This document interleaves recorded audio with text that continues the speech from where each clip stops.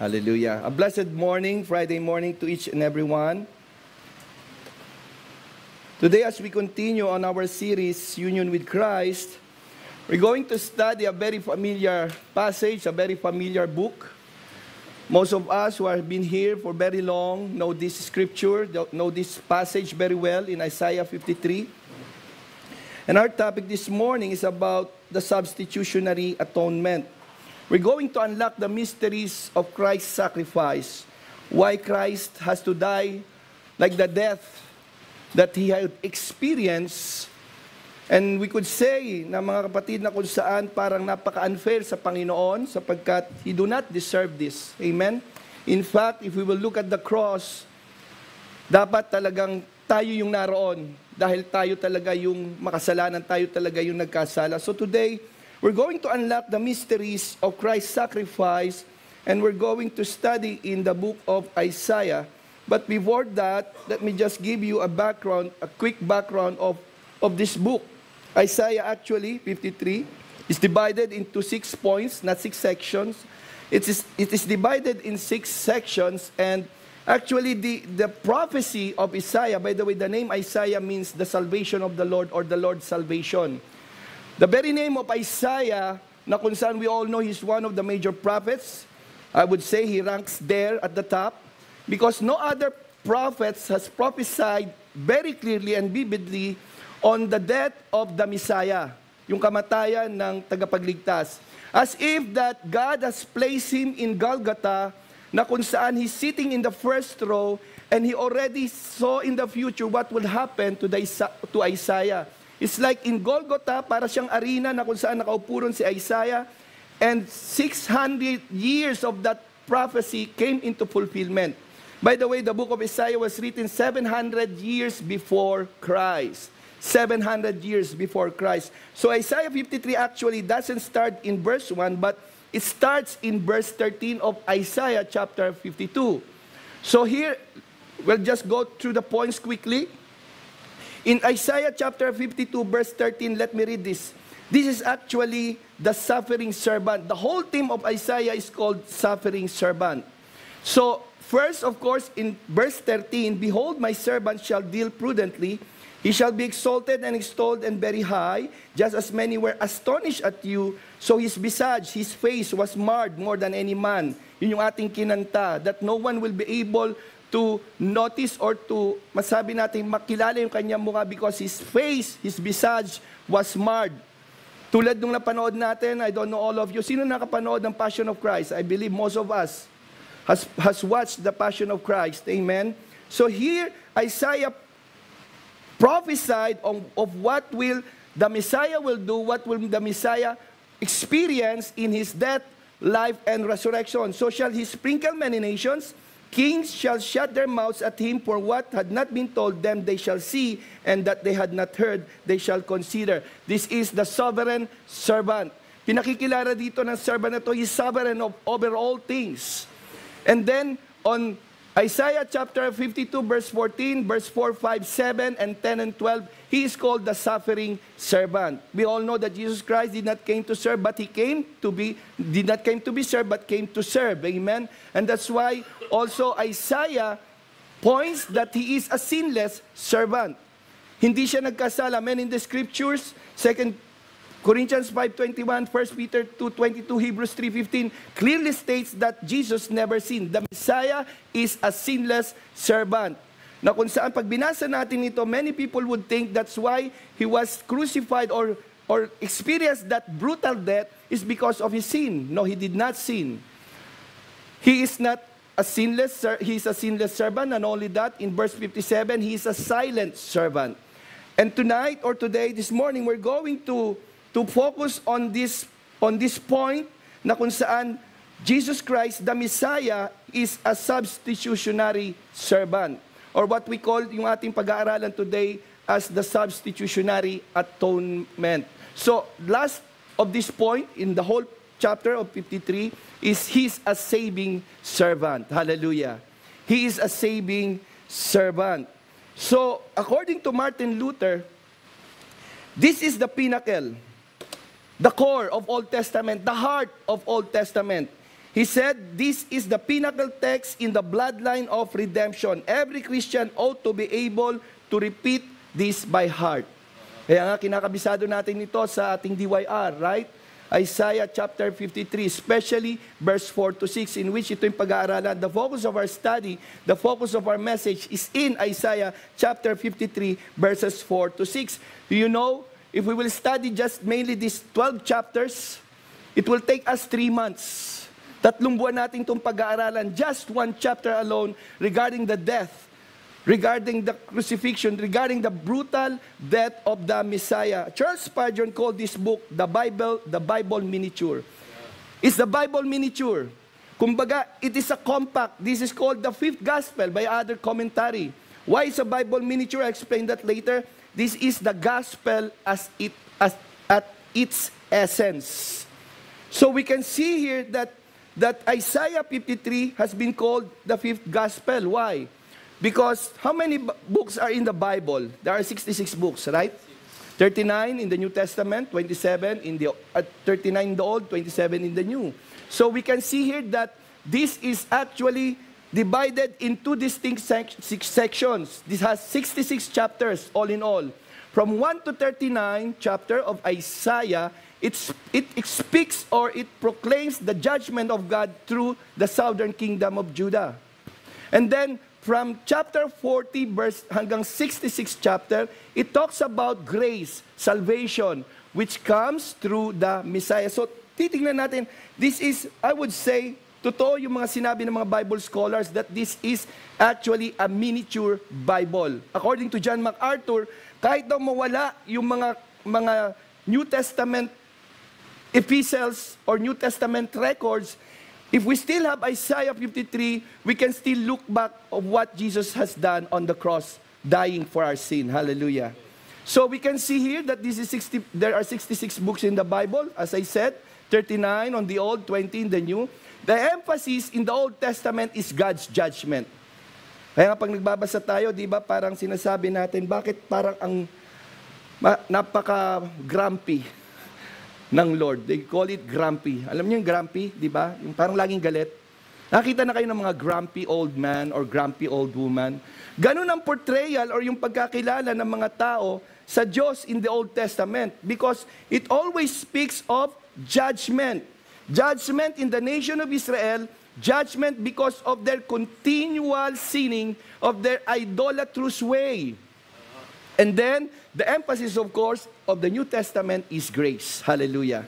And that's why, praise and thanks God, we no longer live according to the law because no one can follow the law. In fact, James says that if you even follow all the law, yet stumble in one, you stumble on all the law. Amen?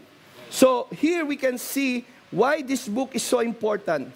Why Isaiah's prophecy on the Messiah is so profound, so vivid, so detailed.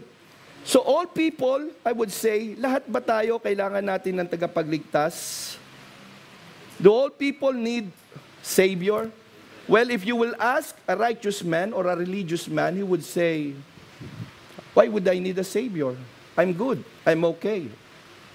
So as we go deeper, we can see that in this chapter alone, we can see that all of us are sinners. All people are in need of a substitute since all are guilty before God. All sin deserves punishment because all sin is a personal rebellion against God Himself. While animal sacrifice took on the guilt of God's people in the Old Testament, these sacrifices could never fully atone for the sins of man, for that Jesus Christ came. This is the very purpose why Christ came, to die for the sins of mankind, taking upon Himself, that is the word substitution, taking upon Himself the penalty that you and I na dapat sa atin ibinigay, subalit kinuha ng Panginoon. While there are other theories of the atonement which point to other valid aspects of what happened in Christ's death, the penal substitutionary atonement and the crucifixion secures all other benefits that comes from this passage for us through the death of Jesus Christ as our representative. That's our subject or lesson last week, right? The representation. So let me ask you, to which team do you belong right now? Hallelujah. Which team do you belong? Do you belong to Team Adam or to Team Jesus? Hallelujah. Because Jesus is our representative. Amen? That's why all Christians, all who profess, all who came to know Christ, believe not only through mind or through the mind, because the gospel must impact our mind, our will, and our emotion. It's not only by comprehension. We must experience that love of God, that saving love of God, because we all know that we need a Savior. So Isaiah 53 as we go, please sa mga nakabawas na kayo ng isang chapter, babasahin natin to lahat. And I would like us all to stand and let us all read the scripture in honor of God's word. Let us all read together. Who has believed our report, and to whom has the arm of the Lord been revealed? For he shall grow up before him as a tender plant, and as a root out of a dry ground. He has no form or comeliness, and when we see him, there is no beauty that we should desire him. He is despised and rejected by man, a man of sorrows and acquainted with grief. And we hid as it were our faces from him. He was despised, and we did not esteem him. Surely he has borne our griefs and carried our sorrows, yet we esteem him stricken, smitten by God, and afflicted. But he was wounded for our transgressions, he was bruised for our iniquities. The chastisement of our peace was upon him, and by his stripes we are healed. All we like sheep have gone astray. We have turned everyone to his own way, and the Lord has laid on him the iniquity of us all. He was oppressed and he was afflicted, yet he opened not his mouth. He was led as a lamb to the slaughter, and as a sheep before its shearer is silent, so he opened not his mouth. He was taken from prison and from judgment, and who will declare his generation? For he was cut off from the land of the living. For the transgressions of my people he was stricken.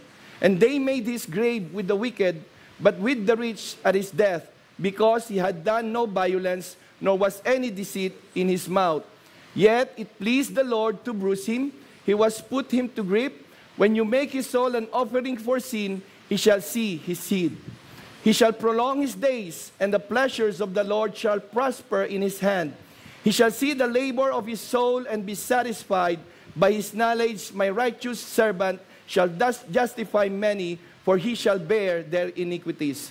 Therefore I will divide him a portion with the great, and he shall divide the spoil with the strong, because he poured out his soul unto death, and he was numbered with the transgressors, and he bore the sin of many, and made intercession for the transgression. Let us pause there. Father, thank you for your word.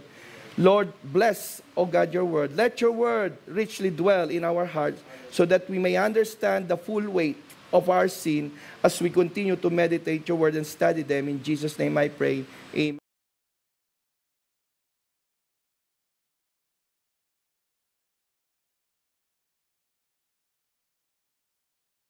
To 6, we have to understand the weight of our sin, to understand what Prophet Isaiah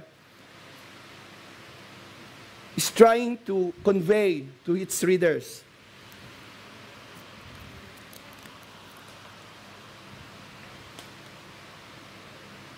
Isaiah 53 opens, sabi rito, for who has believed our report? You know why Jewish doesn't accept the Messiah? In fact, it is recorded in the book of John, the apostles of the Lord Jesus Christ, over and over again, quoted on the scripture alone in Isaiah 53. John chapter 1 verse 10-11 says, he was in the world, speaking about the Messiah, Jesus Christ.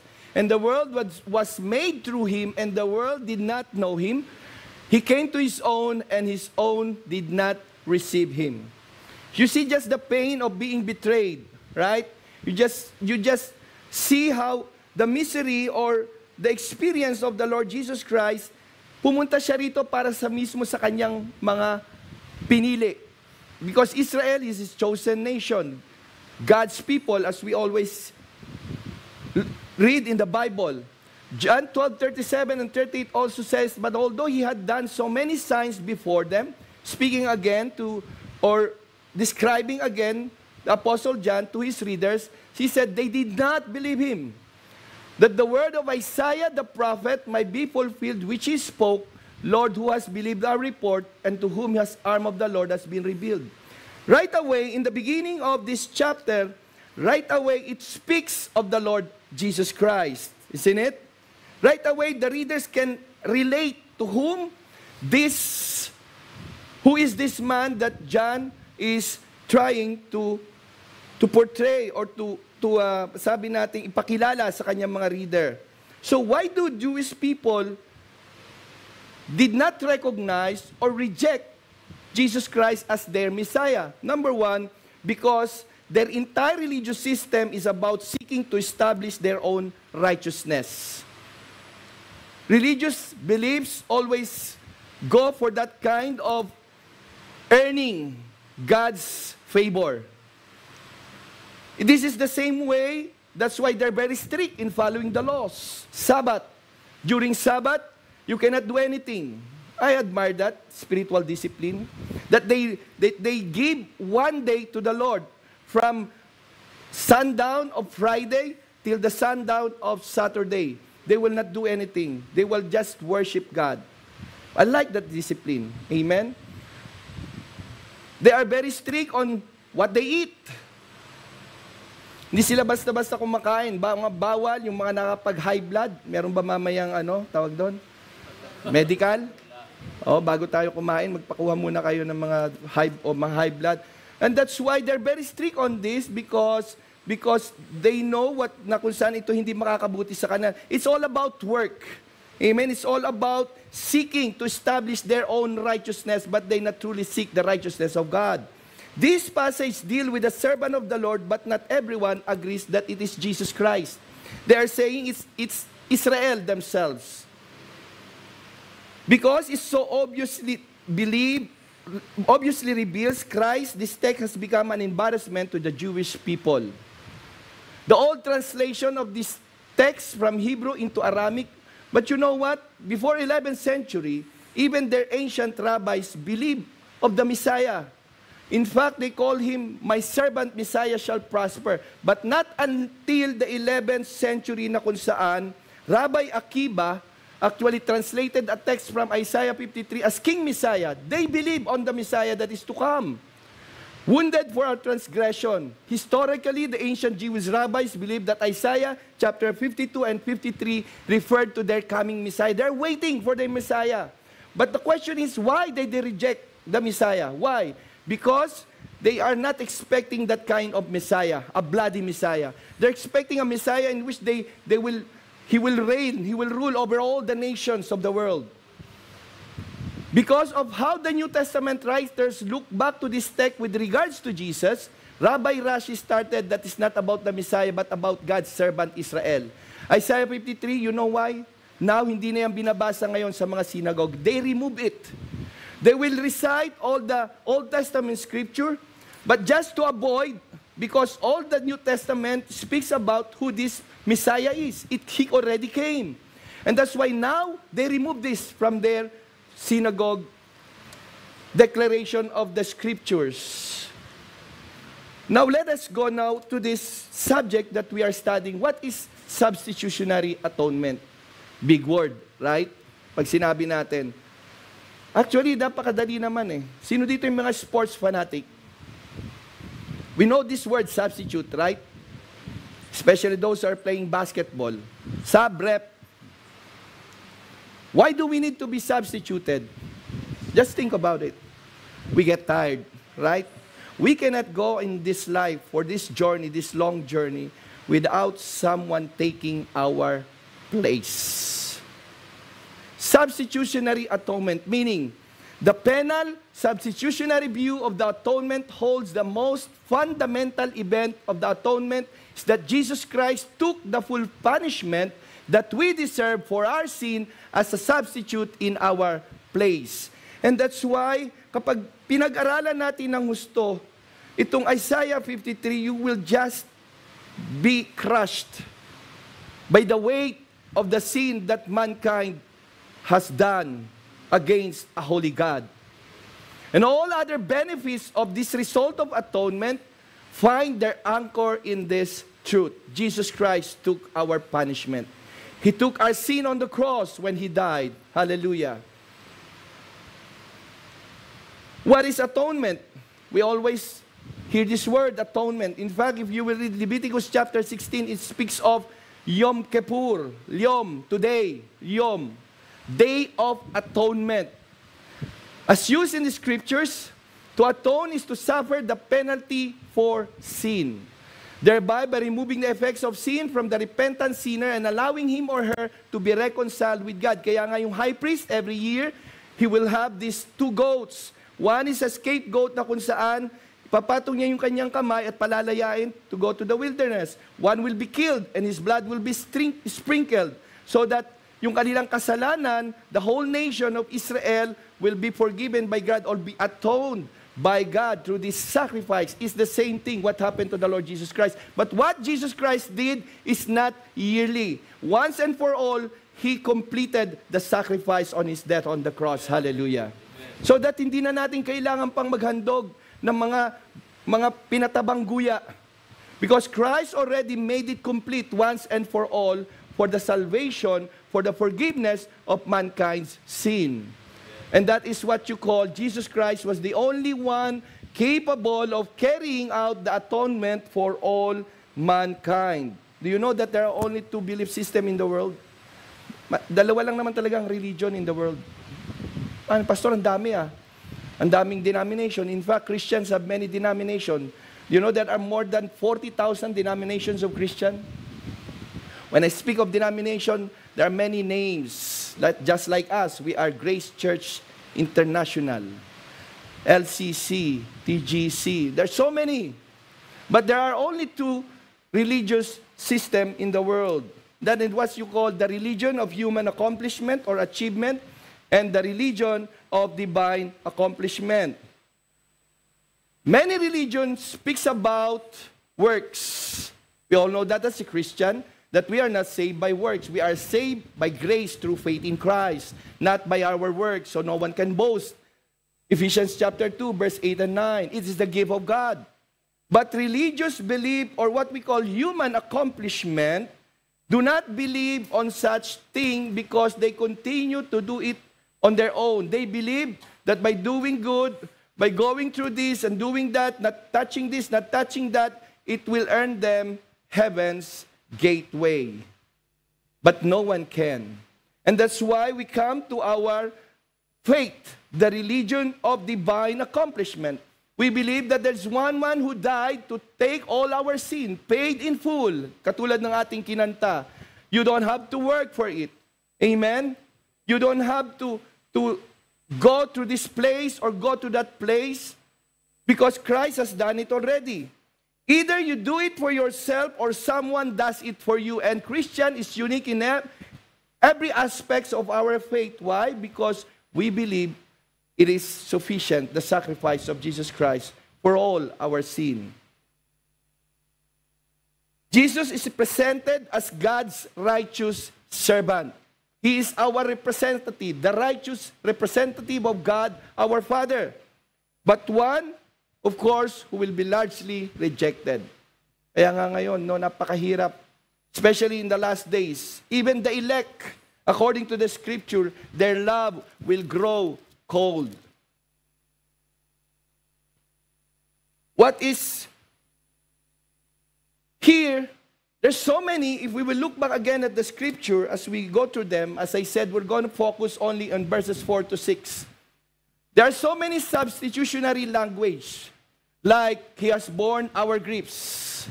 You know the word grief? What that grief means? It means infirmity. What does infirmity means?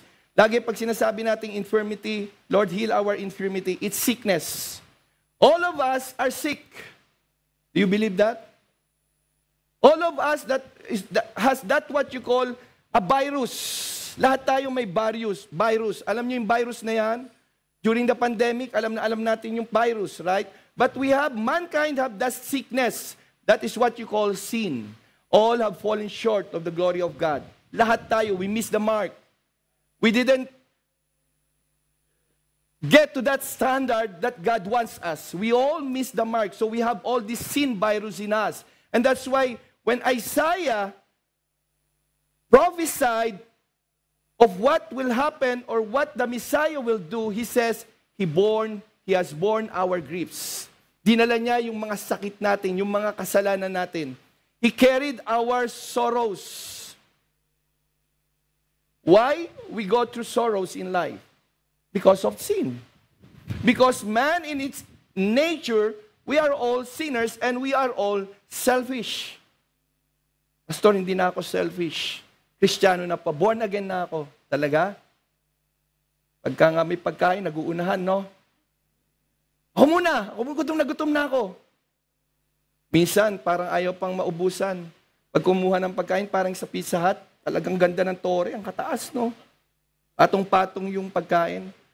Tapos pag sinabi mo lang, ang ganda ng tower, Pastor, 3 kami rito, ha? May justification agad. Why? Because we go through sorrows in life because we have still that sinful nature in us. Though 2 Corinthians 5:17 says that therefore, if anyone is in Christ, he is a what? A new creation. Behold, all things have passed away, all things has become new.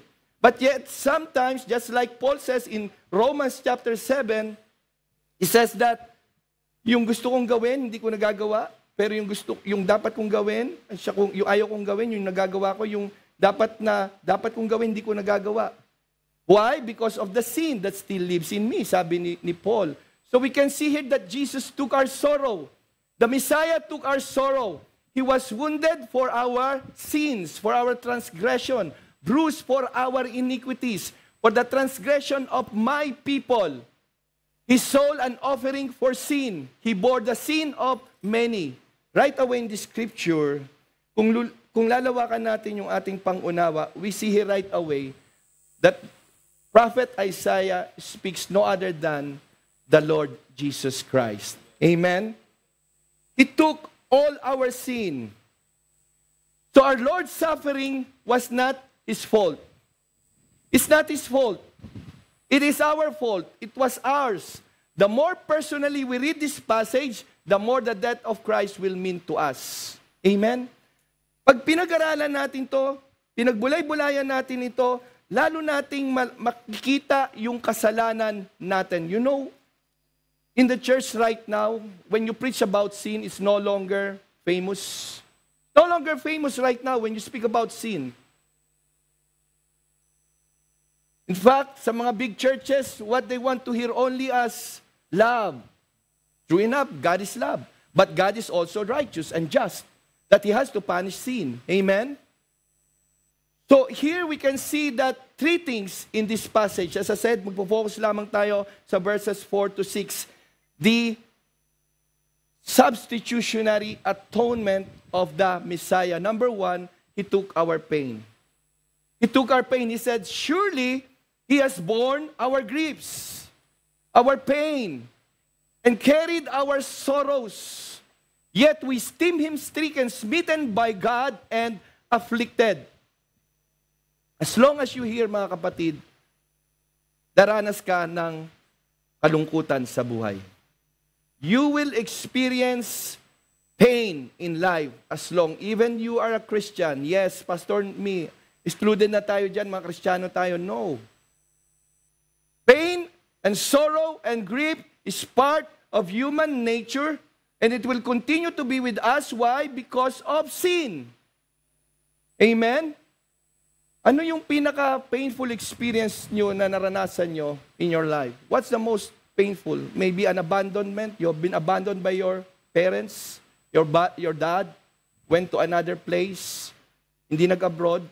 Lumipat lang sa ibang bahay. Maybe you were betrayed. Most of us have been betrayed. Sabi nga doon sa isang quote na nabasa ko, the most hurtful thing in life is to be stabbed in the back, and once you turn, it even hurts more because you see the person holding the knife. Most of us, Sino ba yung laging may hawak? Hindi naman enemies. Not the enemies holding the knife. Mostly why it hurts most when we are stabbed or being betrayed, because most of the time we are betrayed by those very close to us, that we think loyal to us. That's why it hurts so much when you are betrayed, right? Nowadays, loyalty is a rare commodity. And in fact, people are loyal to you because they need you. And once that needs changes, so does their loyalty. Right? It's very true. And because it is, as I said, people, mankind in itself is selfish. That's why we go through all these sorrows. Lord, praise God, hindi pa ako nabibetray. You will live long enough, believe me, you will experience it. Sabi mo, in Jesus' name, I rebuke. Huwag mangyari sa akin. No, it will happen to you. The Lord Jesus Christ, righteous, betrayed by Judas. The very disciple of Jesus Christ, Peter, whom he loved, denied him 3 times. Tayo pa kaya? He came to his own, but his own reject him. Tayo pa kaya? Hindi tayo daraan ng mga pain and sorrow na yan? Kaya nga, always the invitation of the Lord Jesus Christ when we go through pain in life, ano sabi ng Panginoon? Come to me. Come to me. All you are weary and heavy laden, and I shall give you rest. Learn from me. For my yoke is easy and my burden is light. Amen? There's wrong notion on that scripture, mga kapatid, na kung saan, well, why Jesus took my pain? Why I still feel the pain? You know that word yoke? Hindi yan yung yellow egg sa itlog, ha? Hindi po yung yolk. Pag narinig natin, yolk, pastor, yung dilaw sa itlog? No, it's not. Yolk in Tagalog is pamatok. No? Pamatok kasi matitigas ang ulo natin, eh. Pamatok.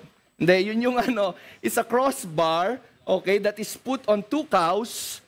Okay, that's put on 2 cows na kung saan sabay yung cow na yun. Hindi ka pwedeng mauna kasi may pamatok kang nakatali sa iyo, eh. When Jesus said, "Take my yoke upon you and learn from me," it means that we should not be impulsive in our decision. Most of our life, we make the wrong decisions. That's why we go through pain in life, through sorrow in life. That's true. We go through many financial problems because we are impulsive in buying. Right? We don't even pray first. And that's why when Jesus said, "Take my yoke upon you," is that He partnered with us. Hindi nawawala yung pain, hindi nawawala yung burden, but it's lighten our pain and burden because Jesus Christ is with us along our journey. Hallelujah. Amen. Glory to God. The pain is still there. Minsan nga, di ba, pastor, talagang it's been many years. Itong pain na to, dahil sa ginawa ng aking spouse, kaya nga sabi ko sa inyo, the most hurtful thing is being betrayed by someone na kung saan napakalapit sa atin. Friends, our BFF. Kaya nga loyalty is a virtue. In every relationship, loyalty is a virtue. Whether it's between husbands and wife, whether it's with friends, di ba masakit yung pinagtaksilang ka mismo ng partner mo. And many of us here, pinagtaksilan ng ating partner. Even mga Kristiyano na, nagtataksil pa rin sa kanilang partner. See, He carried our sorrows. This is what the Messiah, this is the suffering servant would experience. Jesus came to lift the heavy burdens of sadness brought about by our sin, by our wrong decision, and the pain of living in this sinful world, in this fallen world. We have many griefs because we live in a fallen world. We have many sorrows because we ourselves are fallen people. We need someone who can bear our grief when the burden is too heavy for us to bear. And that's why Jesus is what we call our burden bearer. Hallelujah. Is our burden bearer, church. Kung di mo na kaya, run to the cross. Give it at the foot of Christ. Whatever burden you have in your life, whatever pain that someone has caused you, offended you, abandoned you by this person, run to the cross. Let Jesus carry your burden. Hallelujah. Look at your neighbor. Tell him and her, let Jesus carry your burden.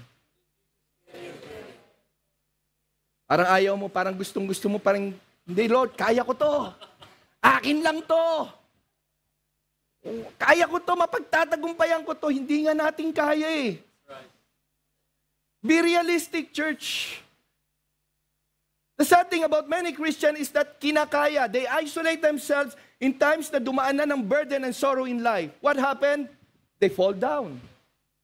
Kasi ang invitation ng Panginoon always is that come to me. Kapag ka nabibigatan ka na, come to me. You cannot do it on your own. Pastor, hindi ko kaya magpatawad. Come to me. I will give you that strength to forgive. Hallelujah. In Christ, we do not have some far off God, but in Him we find God who drew near to us. Who came to us, who entered our world and became one of us that He might carry our sorrow for us. That's the promise of the Lord Jesus Christ. Your pain will not have the last word. Amen? Can we all just read this, church? And I want you to read this within your heart, genuinely. Can we read this? Your pain will not have the last word. Your sorrow will not last forever. Jesus has borne our griefs and carried our sorrows. Hallelujah. And that's why we, even as Christians, though we go through pain, though we go through we've been offended many times, when we come to Jesus, nalalighten yung ating load. Right? Yung burden natin gumagaan. I love that song by Basil Valdez. Life is not all that bad, my friend. Not all bad, my friend. Hindi lang naman ikaw yung tinitingnan ng Diyos. Lord, bakit ako lagi? Ba't sa akin ka lagi nakatingin? Bakit parang binuhos mo na ang daigdig sa akin? Bakit pasan ko ang daigdig? Sabi nga ni Sharon Cuneta. No, hindi ilang ikaw. Sabi nga ng 1 Corinthians 10:13. Anong sabi ron? No temptation has overtaken you, which is except is common to man. Lahat tayo dumaraan, mga kapatid, ng grief and sorrow. But I have good news to you this morning. You don't have to carry it alone. Hallelujah. Give it to the Lord Jesus Christ. Mabigat, give it to the Lord Jesus Christ. He took our pain. Whatever offense meant. Kagabi, meron kaming worship service, night of worship. Nagpatotoo yung isang kapatid. Sabi niya, talagang grabe na offense siya. But last night, sabi niya gano'n, he was nalighten yung kanyang load. That's why Jesus is here for us. Amen? Hindi lang niya tayo niligtas sa ating mga kasalanan, patuloy niya pa tayong tinutulungan sa ating mga kabigatan sa buhay. What a great news, what a great promise of the Lord Jesus Christ. Amen?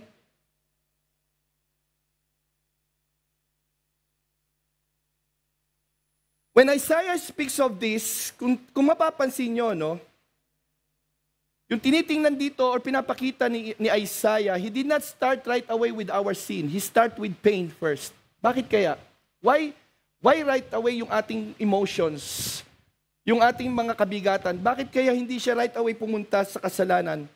He does not start with our sin and our guilt. Of course, that will come later in verse 6. The text says that Christ has borne our griefs.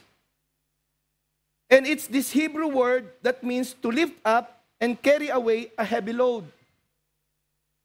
It was used in Leviticus 16, as I said a while ago, that our sin, our pain of living in this sinful world, yung mga griefs natin because we are still in this fallen world, yung ating mga grief because yung burden natin is too heavy, He understood yung ating emotional weakness.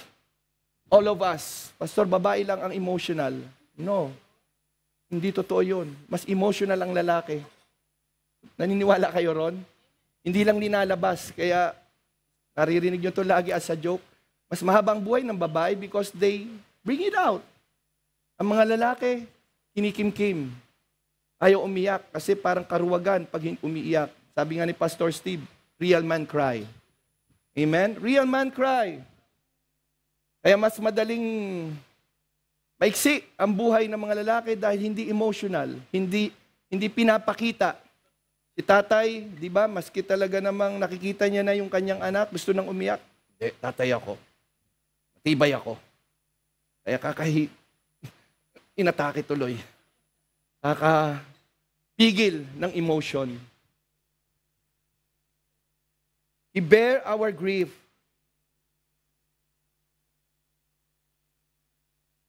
Not only He took our grief and pain, He took our punishment. He took our punishment. It says here, but He was pierced for our transgressions. He was crushed for our iniquities. Upon Him was the chastisement that brought us peace, and with His wounds we are healed. Many of us quote this scripture as every time physical healing, right? By His wounds. True enough, may implication yun, but the implication of these wounds is that yung ating mga heart, yung ating mga sorrow. That's what Jesus healed. Our sin. Ginamot ng Panginoon. Because what does sin brings? Sin brings always guilt. That's the number one. Alam mo yan, meron kang guilt na nararamdaman pagka may offend kang tao, right? When you speak to someone harsh words, right away that conviction, yung guilt nandyan yan. And that's what the Messiah, according to Prophet Isaiah, has healed. Yung word yan na pierce, it's the same as with a spear. Pierce. Jesus was pierced literally. So that our hearts, yung kanyang heart nagbi-bleed in the inside. Because He wants all men to come to Him, but they reject Him. He was crushed, pulverized, broken, ground to pieces. That's what it means. Kaya nga pag napanood nyo, every time naririnig nyo to sa EGR, right, on yung Passion of the Cross, sabi ro, napaka-brutal naman yan. But you know what? The film of that, Mel Gibson film, the reality is that yung sinapit ng Panginoon is more than that what was portrayed in that movie. Just look at the brutality, just look at the heinousness of that crime that was bestowed on our Lord Jesus Christ, na dapat ikaw at ako ang nagdusa ron. But He took our punishment. Hallelujah. By His wounds, His body cut, bruised, His skin flayed. This is what happened. When you discover, kung titingnan natin, babalik tanawan natin, it's a 14 hours ordeal of the Lord Jesus Christ. From the moment He was interrogated by no other than Pilate, Pontius Pilate, to the time na kung saan dinala niya yung crossbeam to that place in Golgotha, what you discover is that our Lord has just been through 14 hours of torture. Grabe yung dinanas ng Panginoong Jesus. Maigi na lamang nga, kaya nga yung lagi nating nakoquote sa Power of the Cross, that Romans cannot be or cannot die on a death on the cross because it's a crime for them. Arrested in the middle of the night, slapped, pushed around, mocked, slapped again, crowned with thorns that went to His scalp, scourged. You know that word, scourge? Yung latigo na kung saan tumama sa kanyang laman, na makikita mo yung mga tissue inside, yung laman mismo. That's what it means to scourge. Scourge with a large strap studded with bits of bone and stone and metal. Kaya nga nung hinahampas ang Panginoong Jesus, yung kanyang mga laman sumasama doon sa cut of 9 tails. His beard was ripped off, beaten again and again, forced to carry His own cross, nail driven through His hands and feet, and then finally crucified. See the weight of our sin. Pastor, hindi ako ganyan makasalanan. Yes, you are. Yes, we are. If man could only look of what Christ has suffered on the cross, what he can do and must do is only to kneel down and worship Jesus Christ as the only means for the salvation of his soul. There are benefits in return of what Christ has done, church. Number one, we have peace with God. Hallelujah. The word means wholeness. When we came to Christ, honestly, our life was in chaos, right? Our life was in chaos. We are confused most of the time. I'm not saying di pa rin kayo confused. We are confused most of the time in our life when Christ was not part of our life, when we did not accept Christ. But now, since Christ has taken our heart, our life, we have now peace with God. It brings health. Means what does peace means? It means the absence of war. Means we are safe in God. We are safe in Christ. In a messed up world filled with broken people and broken promises, through Christ we have peace that passes all human understanding. That's what it brought us.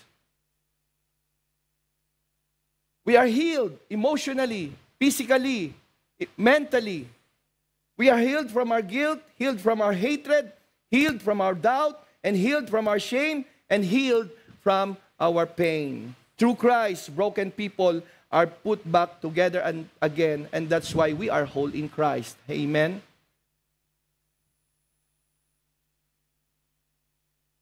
If we will look at this prophecy, we could say that Jesus was a failure. Right? But no, he's not. He's not a failure. In fact, he's victorious. He has conquered the grave, the sin, and death. He took our sin. He bore our pain. And through his death on the cross, he healed us from the inside out so that we now can live in peace with ourselves and with our neighbors. Do you believe that? Are you in peace with your neighbors? Praise God if you are in peace with your neighbors. Are you in peace with your brothers and sisters in the church? Parang mahina. Or marami kayong mga kinikim-kim na galit. Parang mahina. Amen, Pastor. Pagkatapos nito, magpapatawad na ako. Tapos ng preaching na ito, I will just release myself.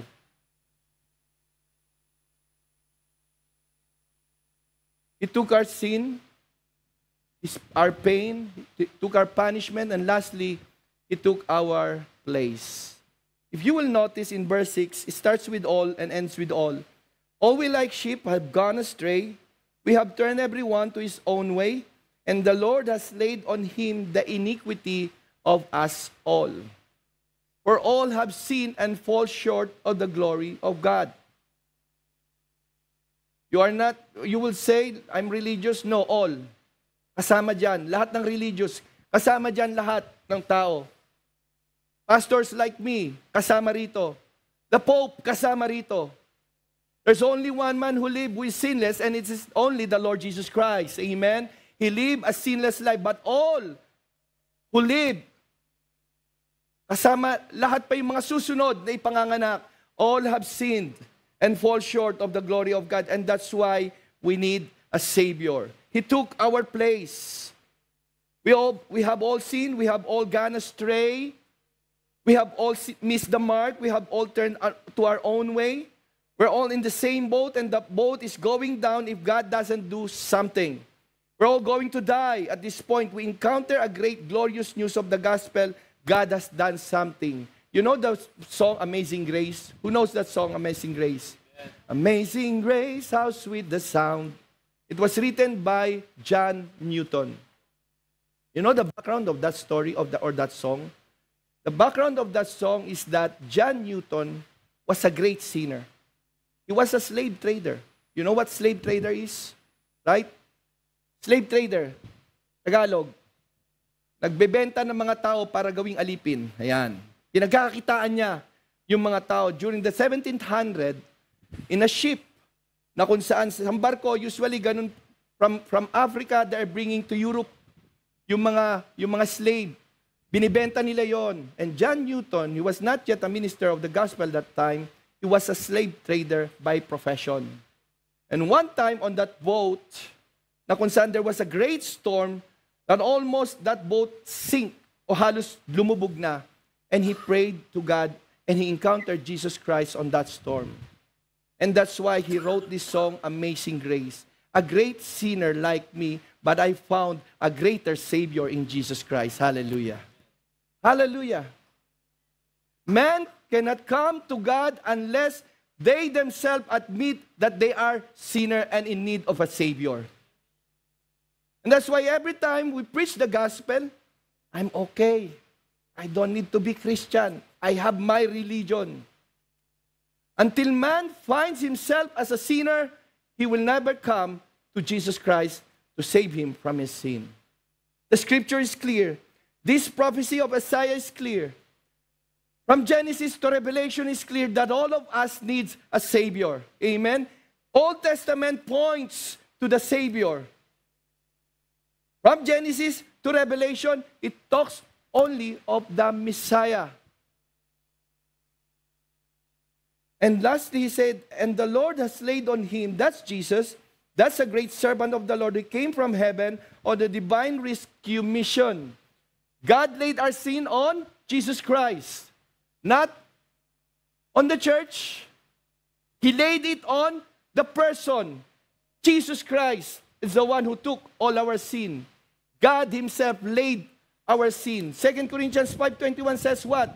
God who made him sin, that's Jesus Christ, who knew no sin, that we may become the righteousness of God through Jesus Christ. That's why we are with him, Jesus. We are righteous because what Jesus has done on the cross. Amen?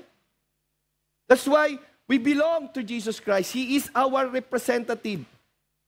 Our first representative was Adam. That's why when Adam, we all die because we all sin. But praise and thanks God, Romans 5:19 says that because of Jesus' obedience, all or many will be made righteous upon believing of what he has done on the cross. Hallelujah. Isaiah 53 contains the good news all man needs. Hindi lamang sa mga Kristiyano. Hindi lamang dahil tinanggap mo na ang Panginoong Jesus. We all need Jesus Christ's forgiveness in our daily life because we always sin every day. Right? Kahit na tayo mga Kristiyano na, nagkakasala pa rin tayo. We are striving for that or we are trying our best to walk or please God, but at times we fail. At times, we are provoked in anger and we sin. We need the continual cleansing of the blood of Jesus Christ. The blood of Christ does not only speak 2,000 years ago. It continues to speak to us in our time right now. Amen? Because as I said, as long as we are in this fallen world, we will continue to sin. You know why the scapegoat was released in the wilderness? Yung goat na yon nasa wilderness, and if you're in the wilderness, according to Dr. John, all Christians are still in the wilderness. You are not yet in the promised land. Kaya ka tayo narito eh. Wala pa tayo sa heaven. Wala pa tayo doon sa promised land. And as long as you are in the wilderness, marurumihan at marurumihan tayo. Kaya kailangan nating lagi yung kapangyarihan ng dugo ng Panginoong Jesus na patuloy tayong hugasan. 1 John 1:8 and 9. Amen? The blood of Christ has the power to purify us from all our sin. Who says who do not sin is a liar, and the truth is not in him.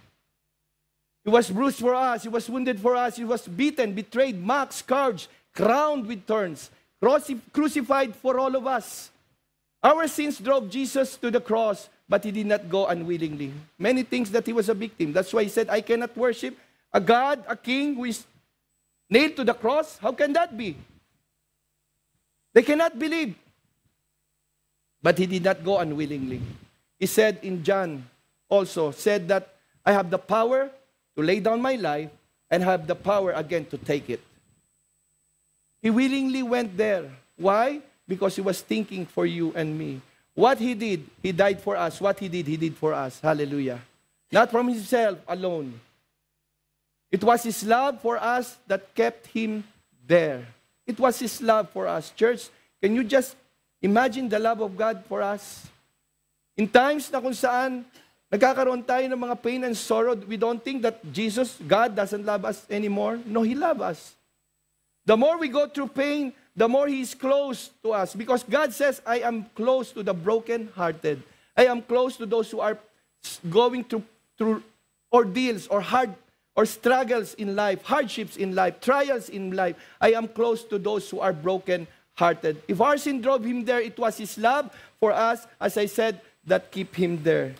We now go to the conclusion. Church,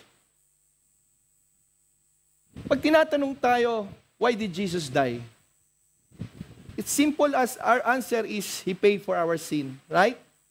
Yun yung pinaka masabi nating default. Right away we say, He paid for our sin. He died for us. But it is true to those people. Totoo ba ito? Doon sa mga nagsasabing, when you ask people, even not born-again Christian, they know the answer. Right away they will say, Jesus died to pay for our sin. Pero yun lang ba talaga yon? Yes, the core of it is that, but it's more than that. The challenge of understanding the substitutionary atonement lies in grasping its personal significance in this chapter, Isaiah 53. We confront the reality that Jesus' sacrifice was intentional. He was not a victim. Amen? He went there willingly because He was thinking of you and me. I love that one Bible scholar says that kahit ikaw lang ang nabubuhay sa mundo, Christ will still come and die for you. Hallelujah. That's the truth of God's love. Kahit isa lang, bababa pa rin ang Panginoon dito para ibigay ang kanyang buhay para bayaran ang kasalanan ng taong yon. He took our pain, punishment, and placed on the cross, offering us peace, healing, salvation. This truth invites a personal response to come as we lay our burdens at the foot of the cross and trust in the Savior who willingly took our place. You don't have to carry your own burdens, church. The challenge then is not merely to comprehend, but to believe and respond in faith. As I said, when you ask people why Jesus Christ died, they know, but it's only by comprehension. Kaya magtataka kayo eh. May mga narinig kaming news, Pastor, yung dati nating manggagawa, Muslim na raw. This is the reality. Why? Because the gospel, the death of Christ, paying for that person's sin is only by comprehension. Dito lang, hindi pumunta rito. The gospel, to take effect, must take effect on our comprehension. That's our mind, our emotion, that's our heart, and our will. Submit and surrender to the will of God in your life. It's not only by comprehension, we must respond in faith. It beckons us to embrace the truth of Christ's sacrifice and surrender to His love and grace. By running to the cross, we find forgiveness of our sins. By running to the cross, we lay down our burdens to Him so that our load will be lightened. Amen? By running to the cross, we find forgiveness, redemption, and hope for eternity. In meeting the challenge, mga kapatid, of this substitutionary atonement, we discover not only the depths of God's love, but also the depth or the path to eternal life. Hallelujah. It calls us to respond in faith, repentance, and wholehearted devotion. Commitment, that's what it means. Commit to the Lord all the days of your life. Amen? I have not heard anyone who sacrificed for the Lord, who committed their life for the Lord, and he will say that it's just in vain. No, it's not in vain. Kaya tayo narito because we have that blessed assurance that we have eternity, we have eternal life in Christ. Amen? Hindi tayo nagsasayang ng pagod. We are here because we want to be changed from glory to glory in the image of Christ. Amen? It calls us to respond in faith, church. Repentance and wholehearted devotion, finding our ultimate home in the presence and embrace of our Savior, Jesus Christ. Do you understand this atonement? Do you understand now why the Messiah has to die, this great, brutal death, so that you and me can be freed from all this? Church, I know, lahat tayo dumaraan, iba't iba nga lang. Some are great, some are small. There was this President Eisenhower on his deathbed. He called Billy Graham. You know Billy Graham, right? We love him. He's now with the Lord.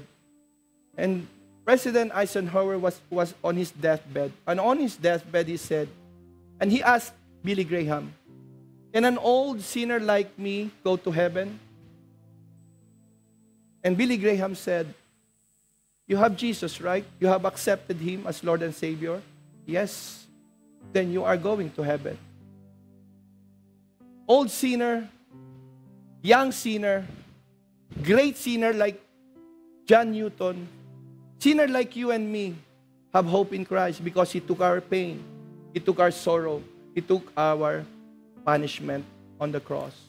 Let us bow down our head. Father God, in this life is full of trouble, pain, and sorrows because we continue to live in this fallen world. But thank you for the great news of your grace through the salvation in Jesus Christ, our Lord and Savior. Lord, today I have heard He did not just take my punishment, He took my pain, He took my sorrow. Lord, right now, Lord, whatever pain my brethren is going through, Lord, let them bring it to your feet, Lord. Let them run to you, Lord Jesus, so that they may unload that burden in their hearts. Lord, whatever offense, whatever pain or betrayal that my brethren went through, Lord, we have heard the news. You said, and you continue to invite us to you, come to me, all you are weary and heavy laden, I shall give you rest. Take my yoke upon you and learn from me, for I am gentle and lowly in heart, and shall give you rest for your souls. For my yoke is easy and my burden is light. Father, thank you for this wonderful news na hindi namin kailangan dalhin ang mga kabigatang ito. Sa oras na ito, Diyos, inalalatag namin ang lahat ng kabigatan, lahat ng alalahanin namin sa buhay. At patuloy kami magtitiwala, Panginoon, sa iyong mga pangako, sapagkat ito'y kinuha mo na 2,000 years ago. And you continue, Lord God, to take all these sorrows and pain in our life. Thank you, Lord, for your love, for the depth of your love.